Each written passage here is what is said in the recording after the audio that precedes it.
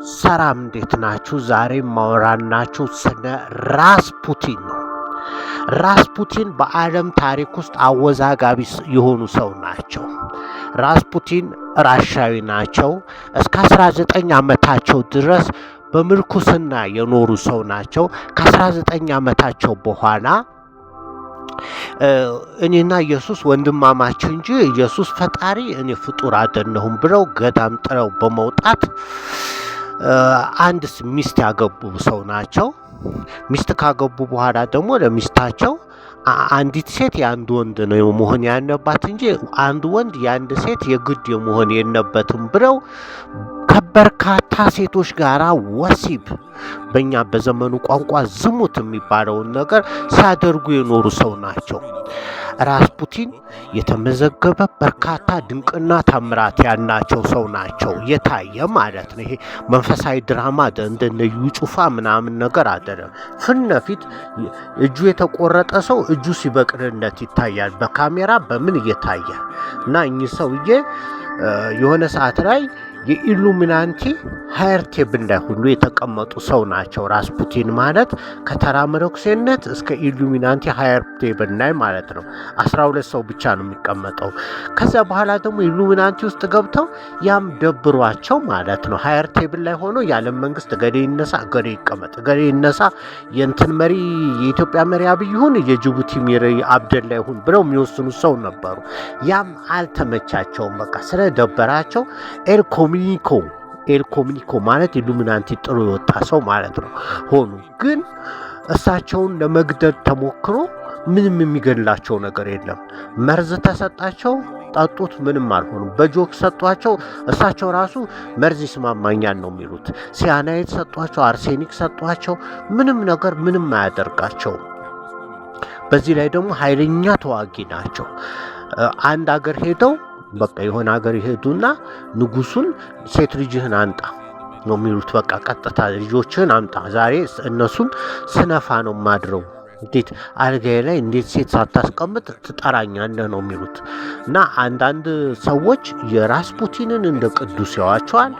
ግማሹ ደግሞ በተለይ ራሻዋ እንደ ቅዱስ ነው የሚዋቸው። ምክንያቱም ቅዱስ ካልሆነ አንድ ሰው በ300 ጥይት ተመቶ ምንም ነገር ሳይሆን ወክ እያረገ ለው ላይ ጭረት እንኳን ሳይኖርበት ወክ እያረገ ይሄዳል። ራስፑቲን እንደዚያ ናቸው። በጥይት ተመተው አልሞቱም። መጨረሻ ላይ በሲልቨር ስለት ተወግተው ነው የሞቱት። እንግዲህ ሜሶኒኮች ናቸው ይባላል የገደሉት። ሲአይኤ ተልኮ ነበር። ሲአይኤዎቹ ይገሏቸው የመጡትን ጭጫ አረጓቸው። በቃ ምን ንበራችሁ፣ የእሳቸው ነገር አወዛጋቢ ነው። እና ምንድን የሆነው ታሪካቸው መጀመሪያ ከገዳም ወጡ። ከዚያ በኋላ ኒኮላስ የተባለው የራሻ ንጉስ ነበረ እና ልጁ በካንሰር ሊሞትበት ሲል ራስፑቲን ሚስትየዋ ሳራ የምትባል ራስፑቲን ቢመጡና ቢጸልዩለት ይድናል አለች። መጡ፣ ጸልዩለት፣ ዳን። ልጁ ደህና ሆነ፣ በቃ ጤነኛ ሆነ። ከዛ በኋላ ሁሉ የማይድን በሽታ ያላቸው ሰዎች ሁሉ ራስፑቲን ጋር ሄዳሉ። ከዛ እኚህ ራስፑቲን ካዳኑ በኋላ እንግዲህ አንዲት ሴት ታማ መጣ። ከዳንሽ በኋላ ሂሳቡን የምትከፍል ምን ላድርግልዎ ስትል እግርሽን ክፈችልኝ ነው የሚሉት። ራስፑቲን በይ አፈንድጂ ነው የሚሉት። እንግዲህ ታያችሁ አፈንድጂ ብሎ መሸክሸክ። ከዛ በኋላ ደግሞ የሚገርመው ነገር ራስፑቲን የሚወዱ ጭፈራ ቤት፣ ዳንስ፣ ናይት ክለብ ምናምን ነው የሚውሉት። ቲያትር ቤት ነው የሚውሉት እንጂ ገዳም መነኩሴ አይሄዱ። እና እንትንም ወደ ቤተ ክርስቲያንም ጳጳሶቹ ጳጳስ ሆኑ። በቃ በጉርበታቸው አጼ ጉርበተኛው ነው ጳጳስ ሆነው የእንትን ፕሮግራም ሲታይ ማለት ይሄ በዓመት በዓል ምናምን ሲሆን ህዝብ ይሰበሰብና የጳጳሱ ንግግር ያደረጉ የሉ እሳቸው ቤተ ክርስቲያን የመጡትን ሴቶች ቂጥ ነው የሚዳብሱት እና ምን እንደሆኑ አይታወቅም። አንዳንዶች ምን ይሏቸዋል እንዲህ በቀናል። እሳቸው የሚሉት እኔ የሳምሶን መንፈስ ስላለብኝ 10 ሰው የኔን ጉልበት ያክል የለውም ብለው ነው የሚናገሩት። ደግሞም የሞከሯቸው ሰዎች ያውቋቸዋል። 10 ሰው በቃ ቀጥቅጠው በጫማ ጥፊ ምናምን ገነጣጥረው ምናምን አስተኝተውት ነው የሚሄዱት 10-20 ሰው ቢመጣባቸው። እንደገና ደግሞ አልጋዬ ላይ 4 ሴት መጥፋት የለበትም ይላሉ። 4 ሴቶች እኔ 20 ሰው የማስደሰት አቅም አለኝ፣ ግን አልጋ ውስጥ 4 ሴት መጥፋት የለበትም። ከአራቱም ጋር ነው የሚነጣለጡት በቃ። እና ሚስታቸው አስተያየት አትሰጣቸውም። ታማኝ ነች ሚስታቸው። ከሳቸው ሌላ አትናትንም። በጣም ብዙ ልጆች ወልደዋል።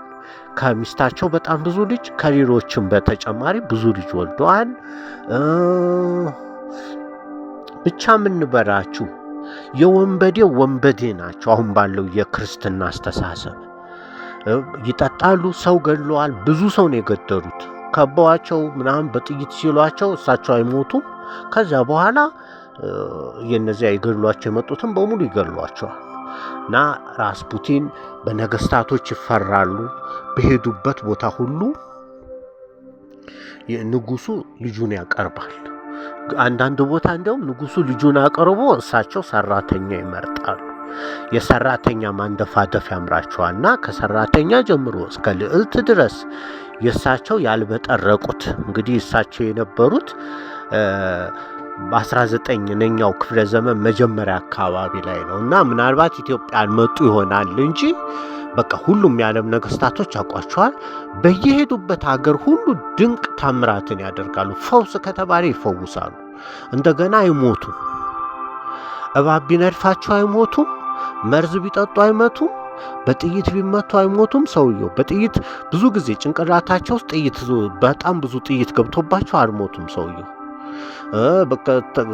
በስረትም አይሞቱም። ግን በኋላ ሜሰንሶች መሰሉኝ በሲልቨር በሆነ ነገር ቢወጋ ይሄ ራስፑቲን የተባለው ሰውዬ ይሞታል፣ አለዚያ ዓለምን በጠበጠ ተባለ በቃ።